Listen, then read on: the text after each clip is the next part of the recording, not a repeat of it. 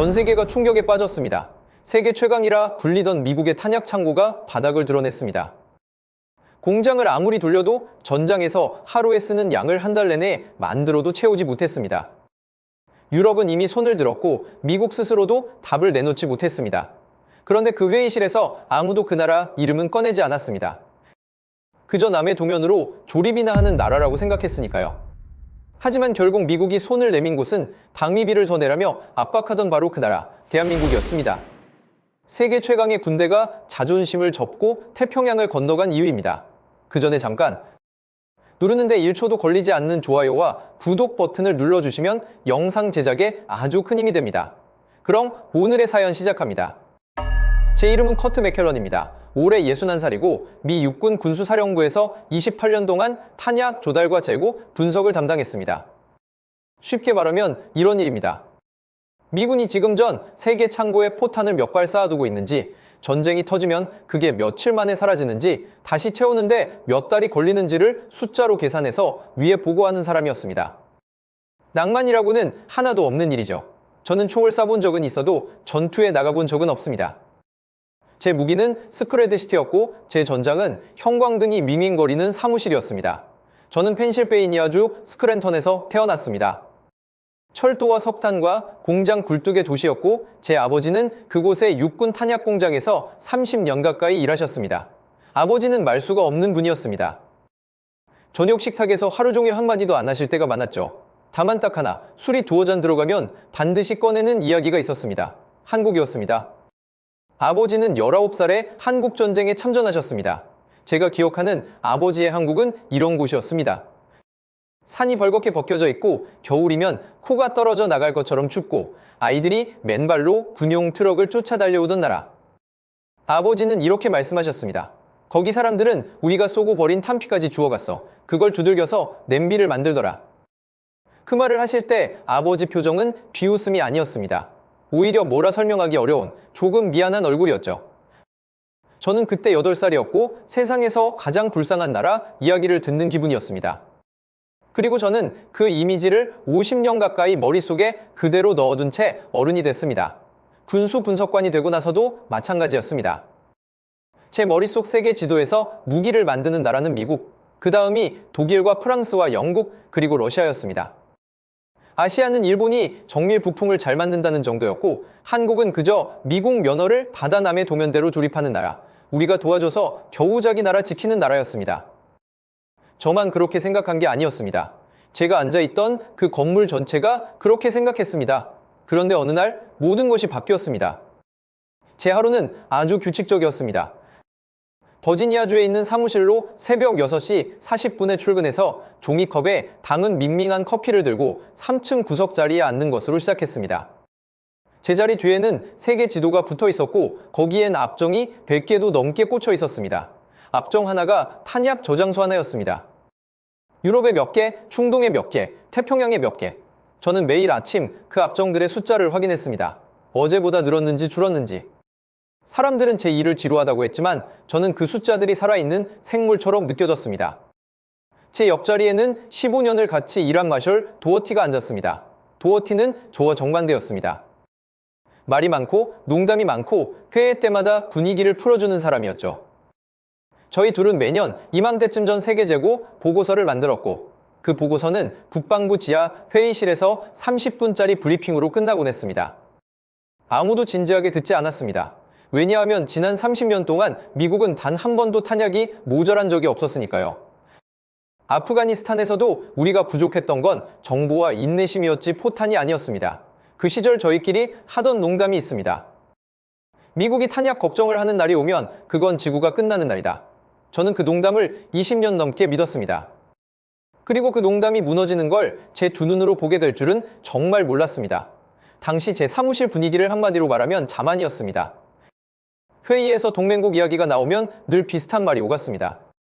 독일은 절차가 느리고 프랑스는 자기들 것만 챙기고 일본은 법 때문에 아무것도 못하고 그리고 한국 이야기가 나오면 대개 이런 식이었습니다. 한국, 걔들은 우리가 지켜주는 나라야. 부담금이나 제대로 내면 다행이지. 저는 그 말에 웃었습니다. 아니, 사실 저도 몇 번은 제 입으로 그런 말을 했습니다. 지금 생각하면 얼굴이 화끈거립니다. 그 무렵 워싱턴에서는 방위비 이야기가 계속 나왔습니다. 한국이 주한미군 주둔을 위해 내는 분담금을 두고 몇 배로 올려야 한다는 목소리가 커지고 있었죠. 어떤 사람들은 아예 이렇게 말했습니다. 돈을 안 올리면 병력을 빼겠다고. 회의실에서 그 말이 나올 때마다 사람들은 고개를 끄덕였습니다. 저도 끄덕였습니다. 그때 저는 한국을 우리가 지켜주는 나라, 그러니까 우리한테 빚진 나라라고만 생각했습니다. 지금 이 이야기를 하는 이유가 있습니다.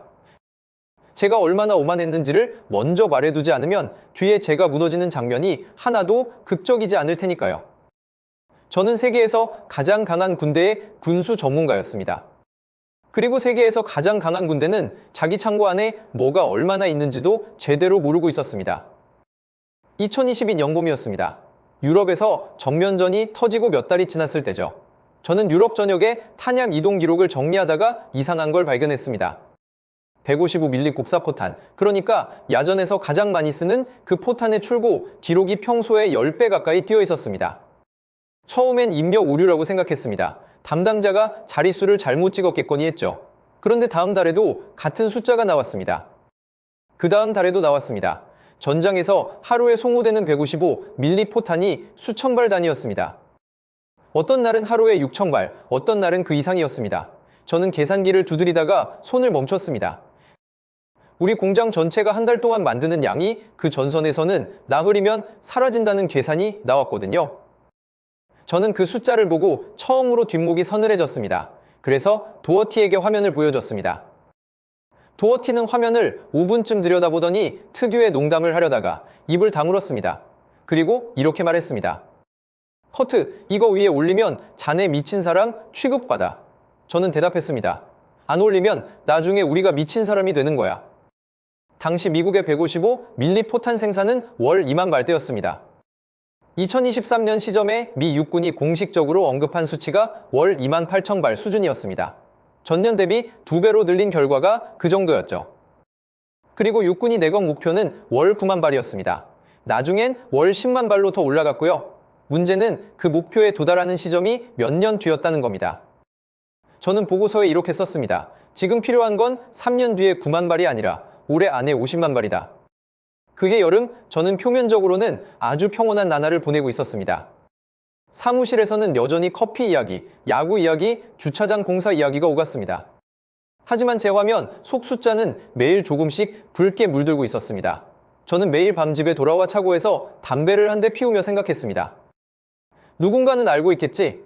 나보다 훨씬 윗선에서는 이미 다 알고 대비하고 있겠지. 그건 제 착각이었습니다.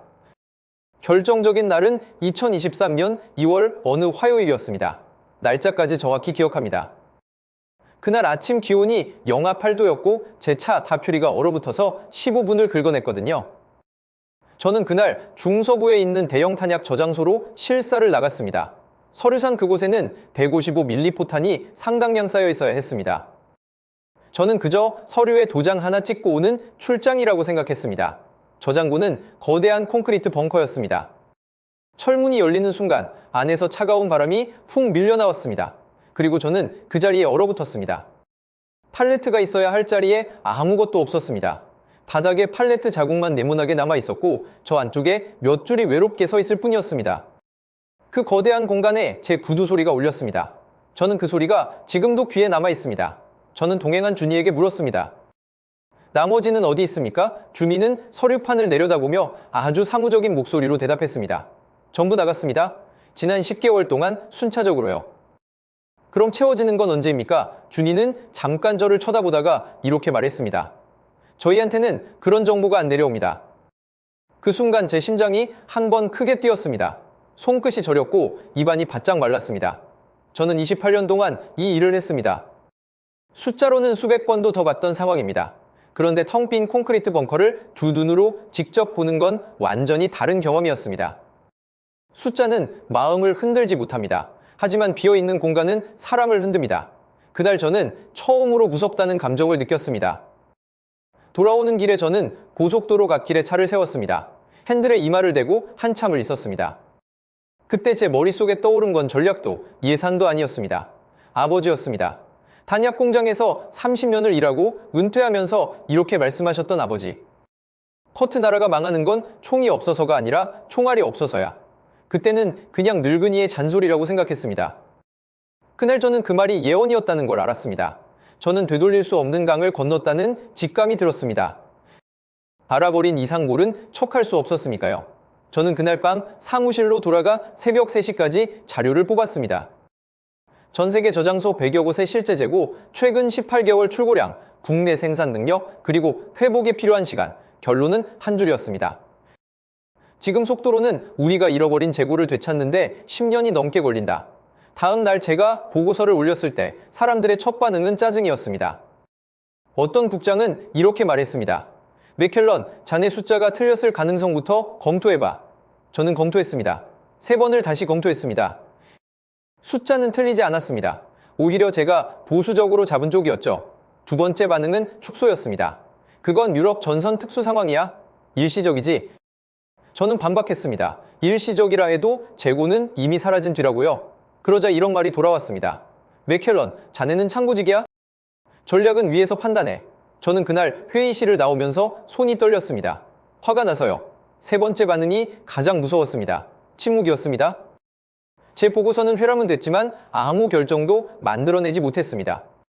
사람들은 그 숫자를 받고 심각하다는 걸 알았고, 그리고 아무것도 하지 않았습니다. 왜냐하면 그 문제를 인정하는 순간 누군가는 책임을 져야 했으니까요. 지난 20년 동안 탄약 생산 시설에 투자를 줄이자고 결정했던 그 모든 사람들이요. 그 무력제 앞에 처음 나타난 사람이 국방부 획득 담당 부차관보 월터 그리핀이었습니다. 그리핀은 저보다 10살쯤 어렸고 늘 몸에 딱 맞는 짙은 감색 정장을 입었습니다.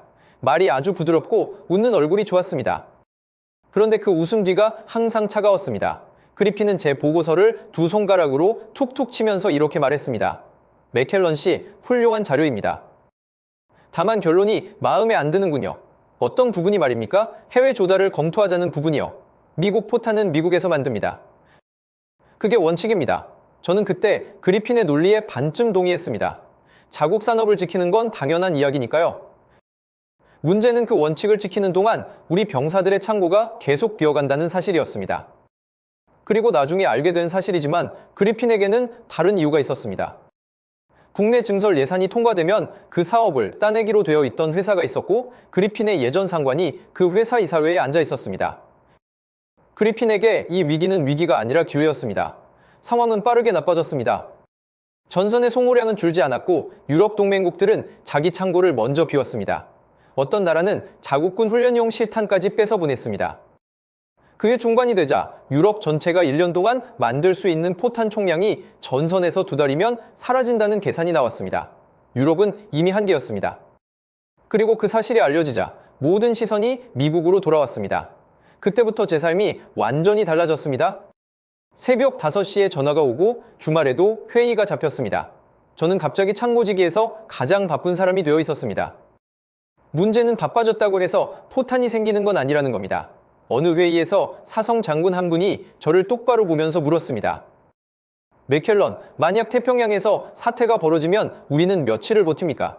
저는 대답하기 전에 침을 삼켰습니다. 그리고 정직하게 말했습니다. 고강도 교전 기준으로 몇 주입니다. 몇 달이 아니라 몇 주입니다. 회의실이 아주 조용해졌습니다. 타장은 제 개인 생활까지 번졌습니다. 저는 밤에 잠을 못 잤습니다. 새벽 2시에 깨서 천장을 보다가 노트북을 켜고 또 숫자를 봤습니다. 아내는 그런 저를 보다가 어느 날 이렇게 말했습니다. 커트, 당신 요즘 집에 있어도 여기 없는 사람 같아. 저는 미안하다고 했습니다. 그리고 다시 노트북 앞에 앉았습니다. 그 시절 저는 제가 세상을 구하고 있다고 착각했습니다. 사실은 아무것도 해결하지 못한 채 발만 굴고 있었죠. 그래서 우리는 첫 번째 해법을 시도했습니다. 국내 생산을 폭발적으로 늘리는 것이었습니다. 계획은 화려했습니다. 낡은 탄약 공장들을 현대화하고 새 라인을 깔고 인력을 2배로 뽑는다. 숫자로는 완벽했습니다. 예산도 상당히 배정됐습니다. 저희는 그 계획을 들고 스크랜턴으로 아이오와로 텍사스로 내려갔습니다. 그리고 현실을 마주했습니다. 첫 번째 벽은 쇠였습니다. 포탄 몸통은 굵은 강철봉을 불에 달궈서 거대한 압력으로 때려 만듭니다. 단조라고 하죠. 그 일을 하는 프레스는 아무 데서나 살 수 있는 물건이 아닙니다. 주문하면 2년, 길게는 3년이 걸립니다. 그것도 세기에 만드는 회사가 몇 곳 없습니다. 저희가 새 프레스를 10대 주문한다고 해도 그게 도착해서 돌아가기 시작하는 건 한참 뒤였습니다. 전쟁은 저희 납기를 기다려주지 않았습니다. 두 번째 벽은 폭약이었습니다. 포탄 안을 채우는 고성능 폭약을 만드는 공장이 미국에 몇 곳 되지 않았습니다. 그중 상당수가 제2차 세계대전 때 지어진 건물에서 아직도 돌아가고 있었습니다. 저는 어느 공장 천장에서 물이 새는 걸 봤습니다. 그 아래에 양동이가 놓여 있었죠. 세계 최강 군대의 폭약 생산 시설이 양동이로 빗물을 받고 있었습니다. 그날 저는 저희가 얼마나 오래 방심했는지를 실감했습니다. 세 번째 벽이 가장 아팠습니다. 사람이었습니다. 탄약 공장 일은 힘들고 위험하고 임금이 아주 높지도 않습니다. 채용 공고를 내도 사람이 오지 않았습니다. 와도 석 달을 못 버티고 나갔습니다. 어느 공장장은 저에게 이렇게 말했습니다. 맥켈런 씨, 저희 숙련공 평균 나이가 58입니다. 이 사람들 은퇴하면 누가 이걸 만듭니까? 저는 대답할 말이 없었습니다. 우리는 다음으로 유럽을 찾아갔습니다. 독일, 프랑스, 체코, 폴란드를 돌았습니다. 어느 나라 국방부에서는 아예 처음부터 이렇게 말했습니다. 우리도 지금 우리 것을 채우지 못하고 있습니다. 다른 나라는 팔 수는 있지만 3년 뒤부터 가능하다고 했습니다. 저는 회의실을 나오면서 도어티에게 말했습니다. 우리 지금 구걸하고 다니는 거야? 도어티는 웃지 않았습니다. 그 실패는 워싱턴에서 조롱거리가 됐습니다. 어떤 사람은 제 앞에서 대놓고 이렇게 말했습니다. 맥켈런이 유럽 관광 다녀왔다더군. 그리핀은 회의에서 아주 정중한 목소리로 저를 박았습니다.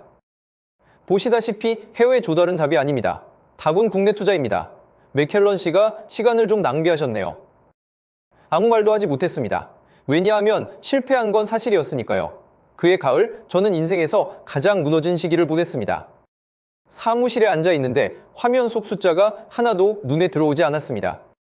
제가 28년 동안 쌓아온 전문성이 실제 위기 앞에서는 아무 쓸모가 없다는 사실이 저를 갉아먹었습니다.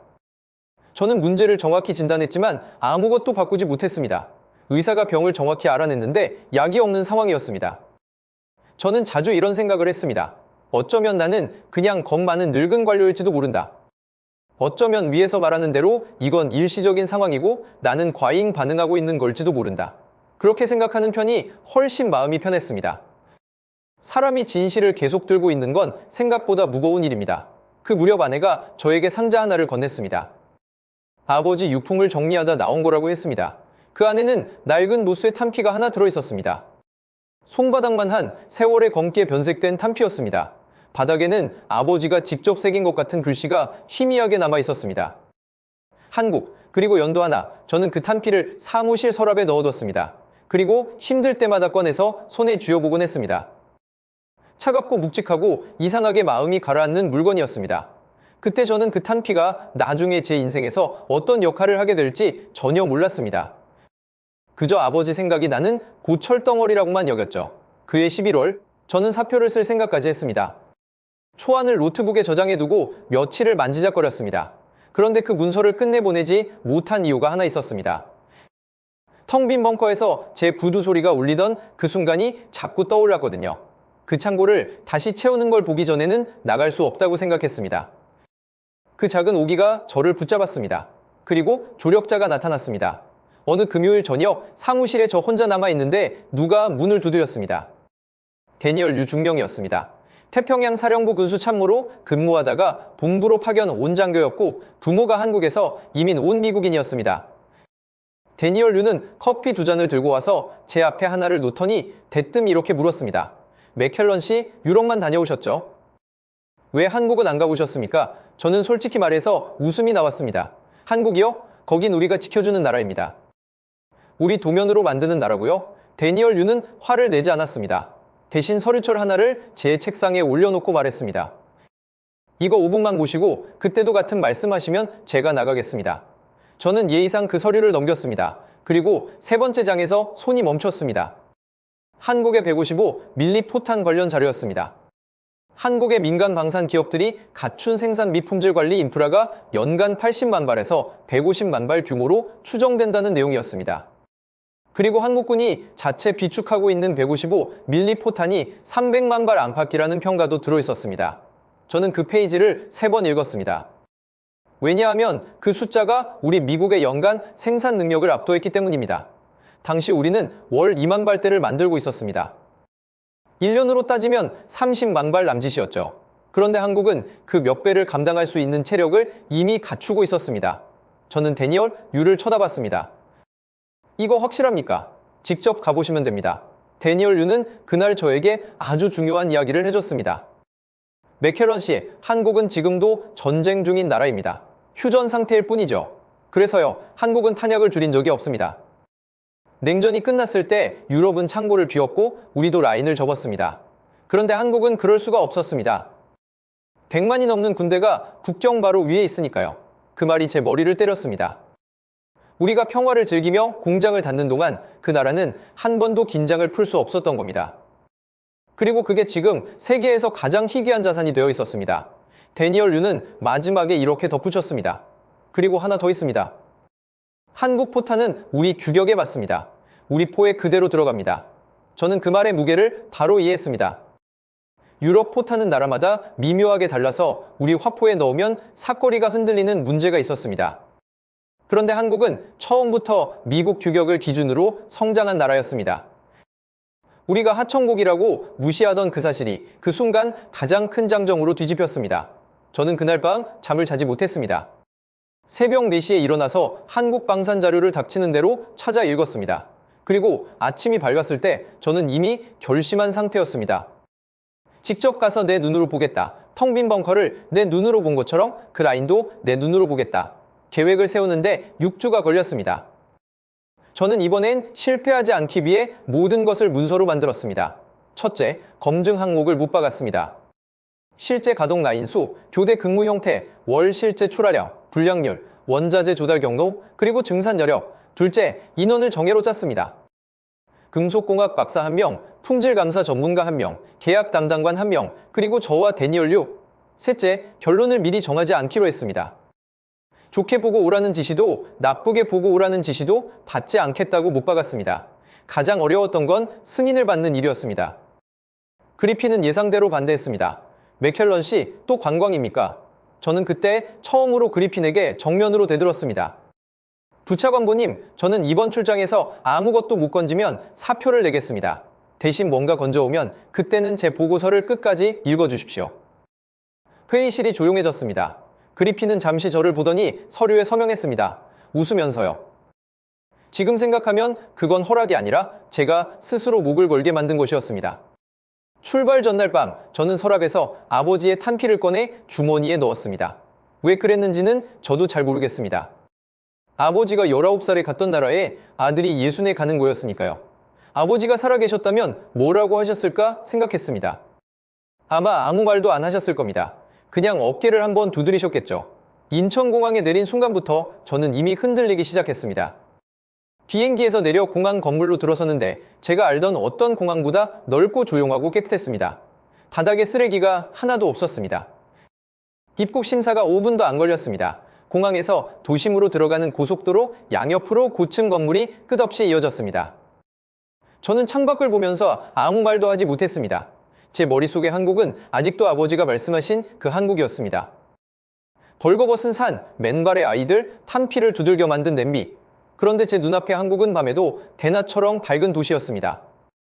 차선이 6개인 도로에 자동차가 강물처럼 흘렀고 그 차들 대부분이 그 나라에서 만든 차였습니다. 저는 데니얼 유에게 물었습니다. 이게 70년 만에 된 겁니까? 데니얼 유는 짧게 대답했습니다. 70년도 안 걸렸습니다. 다음 날 아침 저희는 남쪽에 있는 탄약 공장으로 향했습니다. 버스로 3시간을 달렸습니다. 가는 길에 제가 본 것은 산과 다리와 터널이었습니다. 산이 많은 나라에 어떻게 이렇게 도로를 깔았는지 신기했습니다. 데니얼 유가 이렇게 말했습니다. 이 나라 사람들은 산이 있으면 뚫습니다. 돌아가는 걸 싫어해요. 저는 그 말이 농담인 줄 알았습니다. 나중에 보니 그건 이 나라 사람들의 성격 그 자체였습니다. 공장 정문에 도착했을 때 저를 맞이한 사람이 박정호 부장이었습니다. 62살, 그 공장에서 40년 가까이 일한 사람이었습니다. 손이 두껍고 손등에 오래된 화상 자국이 있었습니다. 박정호 부장은 저에게 악수를 청하면서 아주 또렷한 영어로 말했습니다. 미국에서 오셨군요. 저는 순간 뜨끔했습니다. 그건 겸손이었을까요? 아니면 자부심이었을까요? 나중에 알았습니다. 둘 다였습니다. 공장 안으로 들어가는 순간 저는 소리부터 느꼈습니다. 쿵, 쿵, 쿵. 탄조 프레스가 강철봉을 때리는 소리였습니다. 바닥이 진동으로 울렸습니다. 심장이 그 리듬에 맞춰 뛰는 것 같았습니다. 빨갛게 달궈진 쇳덩이가 컨베이어를 타고 흘러가고 그게 프레스 아래에서 한 번 눌릴 때마다 포탄 몸통의 형태가 되어 나왔습니다. 저는 그 자리에 서서 10분 동안 아무 말도 하지 못했습니다. 제가 미국에서 볼 라인과 결정적으로 다른 점이 있었습니다. 쉬지 않는다는 것이었습니다. 저는 박정호 부장에게 물었습니다. 이 라인은 하루에 몇 시간 돌립니까? 24시간입니다. 3교대로요. 주말은요? 주말도 돕니다. 지금은 수요가 많으니까요. 저는 다시 물었습니다. 사람들이 불평하지 않습니까? 박정호 부장은 저를 잠깐 쳐다보더니 이렇게 대답했습니다.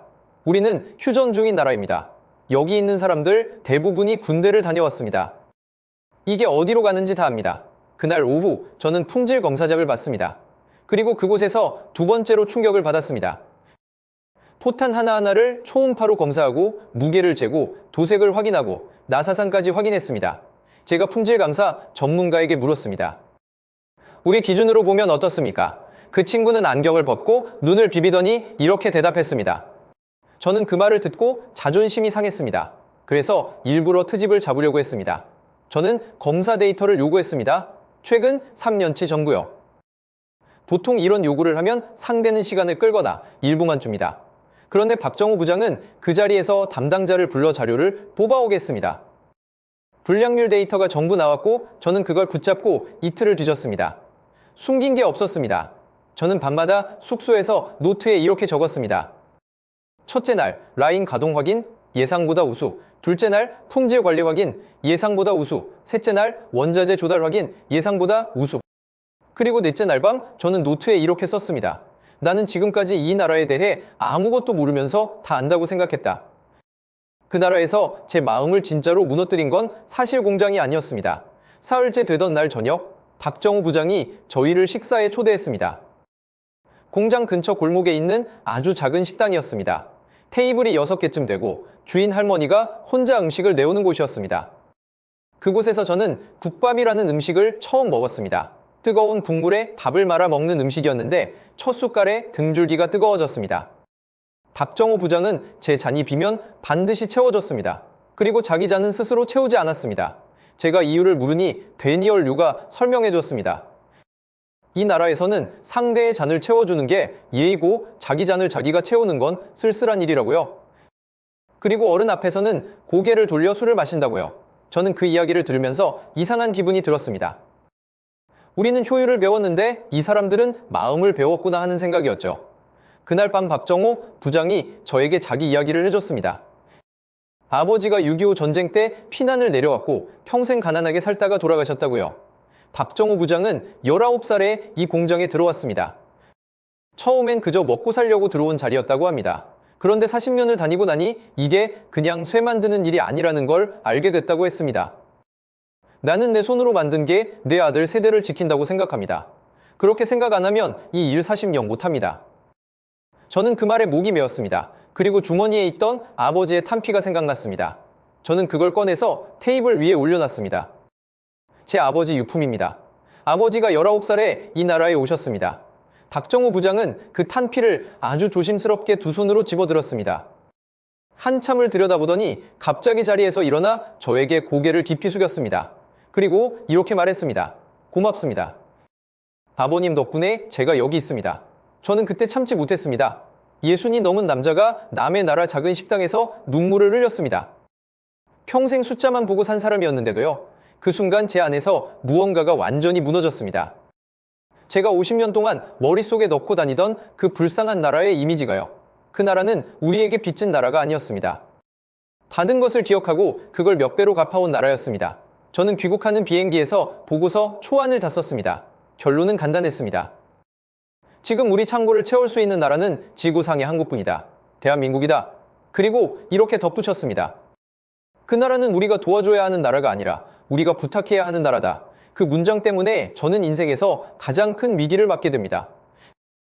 보고서가 올라간 지 나흘 만에 저는 감찰 조사를 받았습니다. 혐의는 두 가지였습니다. 첫째, 특정 외국 기업에 유리하게 자료를 왜곡했다는 것. 둘째, 출장 중 부적절한 접대를 받았다는 것. 접대라는 게 무엇이었는지 아십니까? 공장 앞 골목 식당에서 먹은 국밥 한 그릇이었습니다. 저는 조사실에서 그 이야기를 하다가 헛웃음이 나왔습니다. 조사관에게 이렇게 말했습니다. 그 식사비가 미국 돈으로 10달러도 안 됩니다. 필요하면 제가 지금 갚겠습니다. 조사관은 표정 없이 서류를 넘겼습니다. 저는 그때 알았습니다. 이건 국밥 이야기가 아니라는 걸요. 누군가가 제 보고서를 죽이고 싶어 한다는 이야기였습니다. 그리핀은 동시에 두 가지를 밀어붙였습니다. 하나는 자국 생산품 우선 조항을 강화하는 것이었습니다. 해외에서 완성탄을 들여오는 걸 사실상 불가능하게 만드는 규정이었죠. 다른 하나는 언론이었습니다. 어느 신문에 이런 기사가 실렸습니다. 미국 군수 당국자가 아시아 국가 무기에 과도하게 의존하려 한다는 내용이었습니다. 제 이름은 없었지만 그 바닥 사람들은 다 알았습니다. 거기에 진짜 벽이 하나 더 있었습니다. 한국은 법과 정책상 분쟁 지역으로 무기가 흘러가는 것에 대단히 신중한 나라였습니다. 살상 무기를 교전 중인 나라에 직접 보내지 않는다는 원칙을 지키고 있었죠. 그건 그 나라의 국익과 안보가 걸린 문제였습니다. 저는 그 원칙을 존중했습니다. 하지만 동시에 절망했습니다. 길이 있는데 문이 잠겨있는 기분이었으니까요. 그게 겨울이 제 인생의 바닥이었습니다. 저는 직위에서 사실상 배제됐습니다. 회의 초대장이 오지 않았습니다. 사무실에 앉아 있는데 아무 일도 주어지지 않는 날들이 이어졌습니다. 도어티조차 저를 피하기 시작했습니다. 저를 미워해서가 아니라 자기 자리를 지켜야 했으니까요. 저는 이해했습니다. 그리고 이해한다는 게 더 서러웠습니다. 크리스마스 이틀 전 저는 짐을 싸기로 마음먹었습니다. 박스에 물건을 담다가 서랍 안쪽에서 아버지의 탄피를 다시 꺼냈습니다. 그리고 그걸 손에 쥐고 한참 앉아 있었습니다. 그때 제 머릿속에 박정호 부장이 두 손으로 그 탄피를 받아들던 장면이 떠올랐습니다. 그리고 그 말이요, 고맙습니다. 아버님 덕분에 제가 여기 있습니다. 저는 박스를 내려놨습니다. 그리고 노트북을 여러 새 문서를 만들었습니다. 제목은 이랬습니다. 155mm 포탄 조달에 관한 실명 소수의 견서. 소수의 견서는 관료사회에서 자살행위입니다. 자기 이력을 걸고 상관의 결정에 공식적으로 반대 기록을 남기는 것이니까요. 저는 그걸 28년 동안 한 번도 쓴 적이 없었습니다. 저는 그 문서에 모든 걸 담았습니다. 텅 빈 벙커의 사진, 실사 날짜, 출고 기록, 우리 월 생산량, 목표 달성 예상 시점, 그리고 한국나인의 실측 데이터와 품질 감사 결과. 마지막 페이지에는 이렇게 썼습니다. 이 문서가 저의 마지막 문서가 되어도 좋습니다. 다만 5년 뒤 누군가가 왜 아무도 경고하지 않았느냐고 물을 때 경고한 사람이 있었다는 기록은 남아야 합니다. 그리고 저는 여기에 한 가지 아이디어를 더 넣었습니다. 그게 결국 매듭을 풀었습니다. 직접 구매가 정치적으로 어렵고 상대국도 분쟁 지역 직접 지원에 부담을 느낀다면 방법을 바꾸면 된다는 것이었습니다. 한국에서 들여온 포탄은 우리 본토와 태평양 창고를 채우는 데 쓰고 그렇게 여유가 생긴 우리 기존 재고를 우리가 판단해서 운용하면 됩니다. 그러면 상대국은 자기 원칙을 지키고 우리는 필요한 걸 얻습니다. 저는 그 방식을 대여라는 형태로 설계해서 제안했습니다. 의회 청문회에 불려나간 건 그 다음 해초였습니다. 저는 그날 아침 거울 앞에서 넥타이를 3번 고쳐 맸습니다. 손이 떨렸거든요. 증언대에 앉았을 때 카메라 셔터 소리가 빗소리처럼 들렸습니다.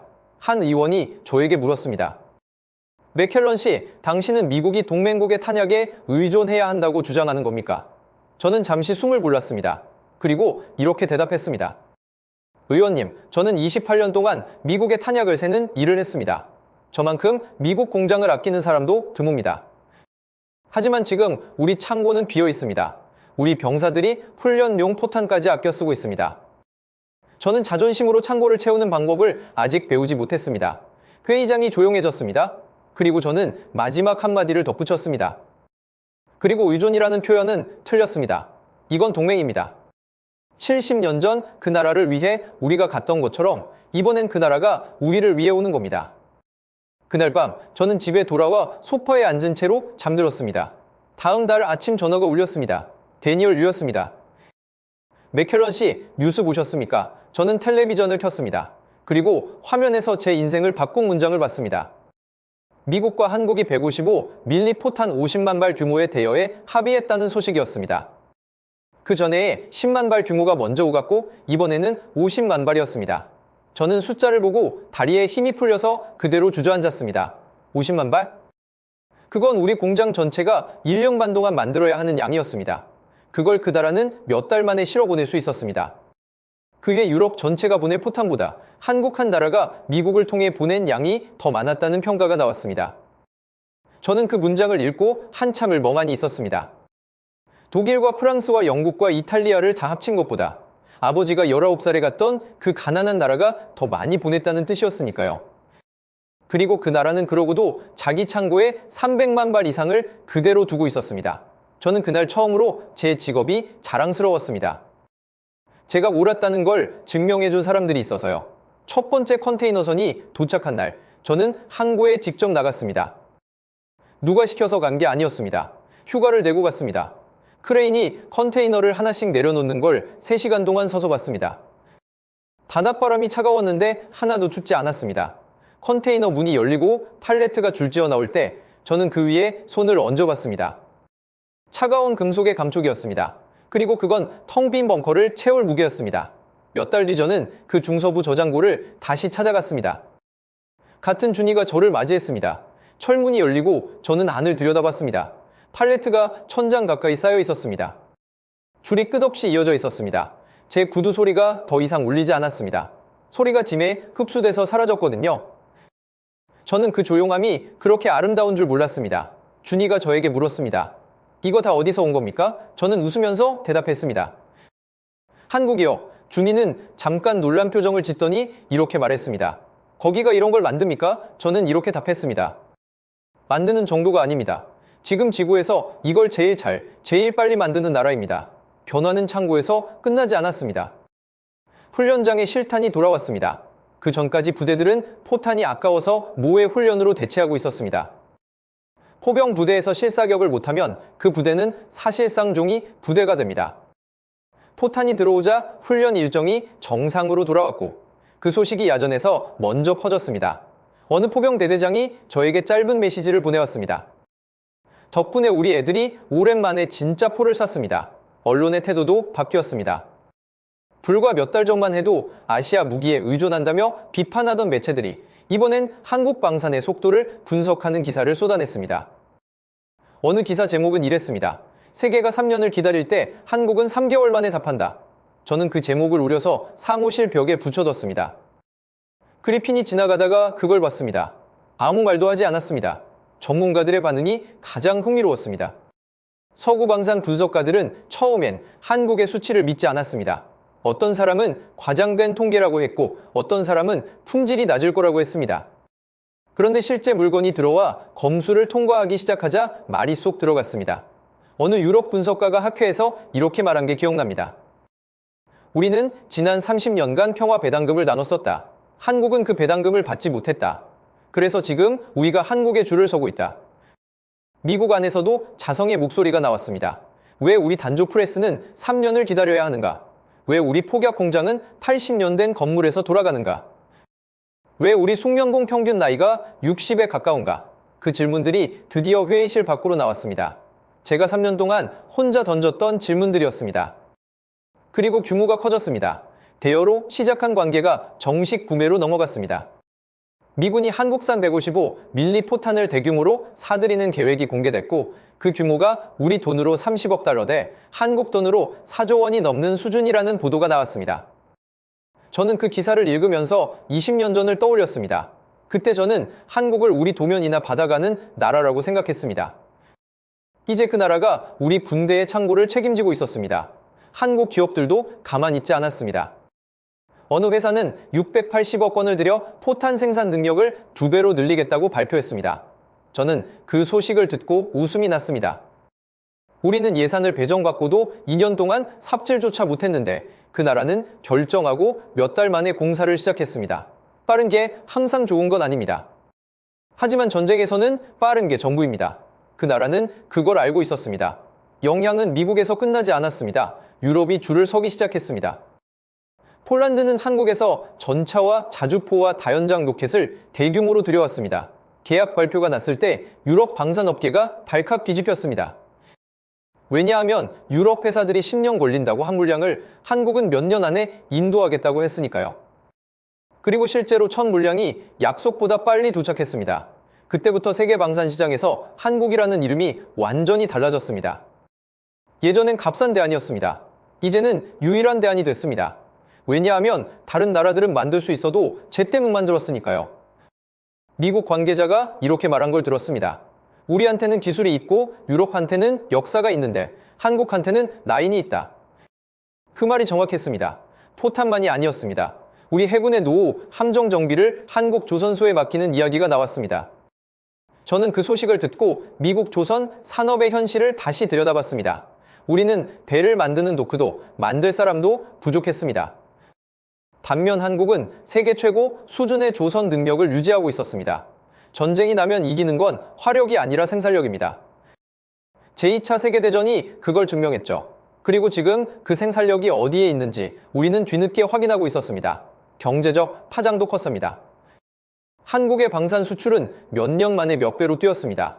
그 나라의 항구에서 컨테이너와 전차가 실려나가는 사진이 세계 언론에 실렸습니다. 저는 그 사진을 보면서 아버지 생각을 했습니다. 아버지가 보셨던 나라는 미국 배가 짐을 내려주는 나라였습니다. 지금 그 나라는 세계로 짐을 실어보내는 나라가 됐습니다.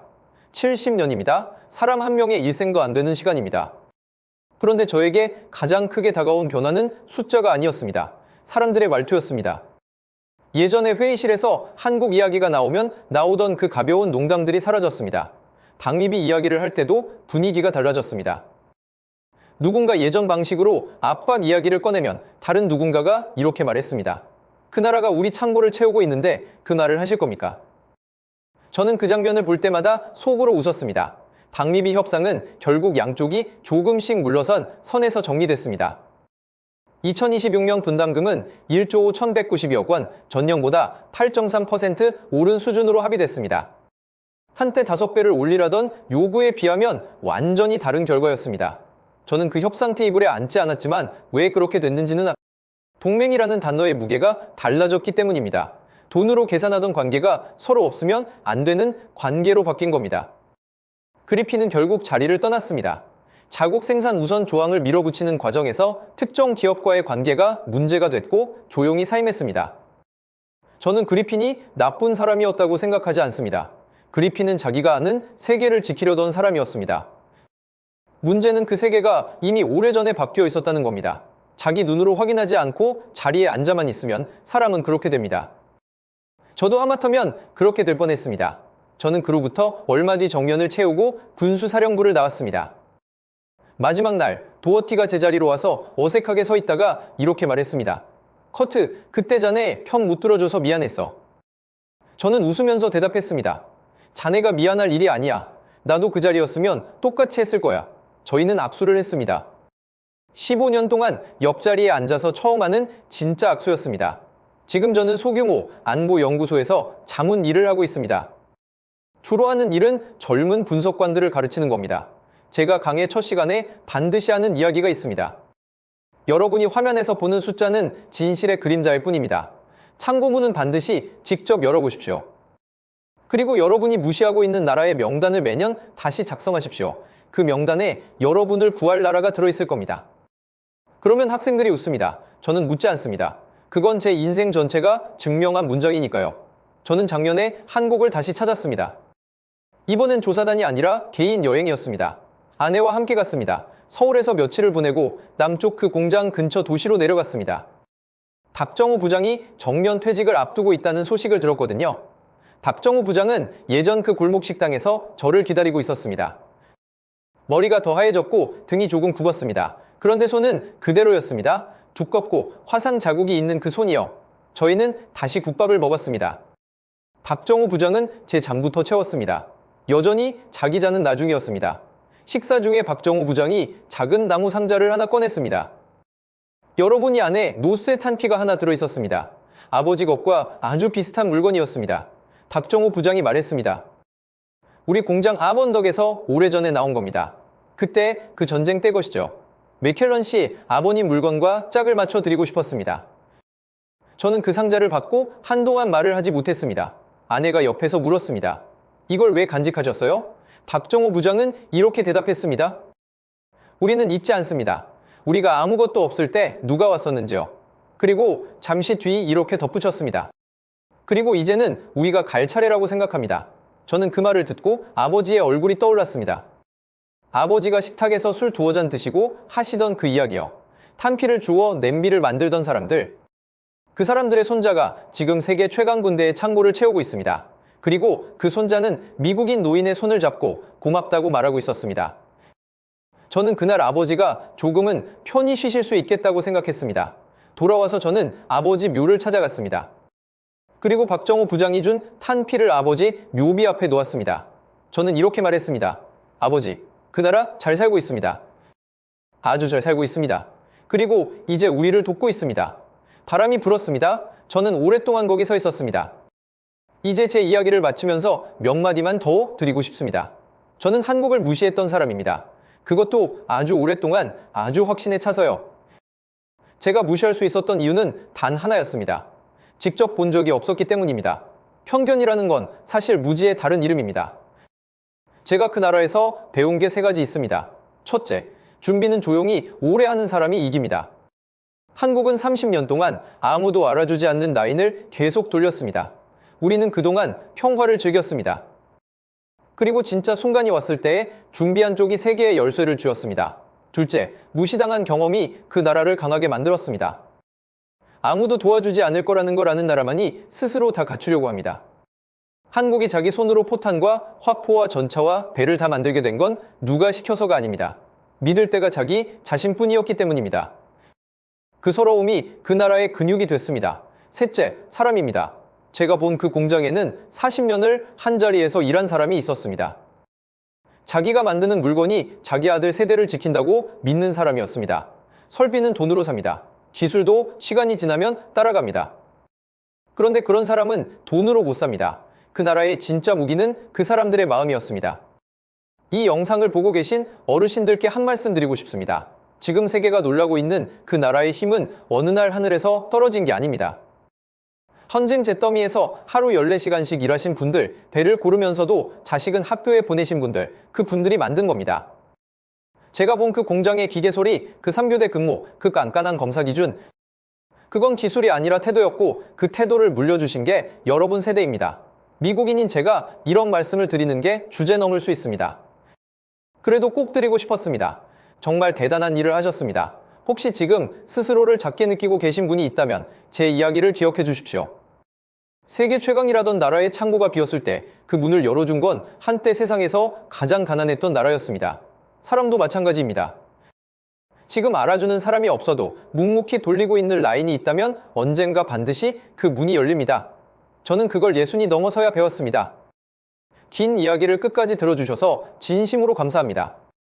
제 이야기가 조금이라도 마음에 남으셨다면 좋아요와 구독 버튼을 눌러주시고 댓글로 여러분의 생각을 남겨주십시오. 그리고 이 이야기를 아드님이나 손주분들께도 한번 들려주시면 좋겠습니다. 우리가 무엇을 이겨냈고 지금 어디에 서 있는지를요. 다음 이야기에서 다시 뵙겠습니다. 고맙습니다.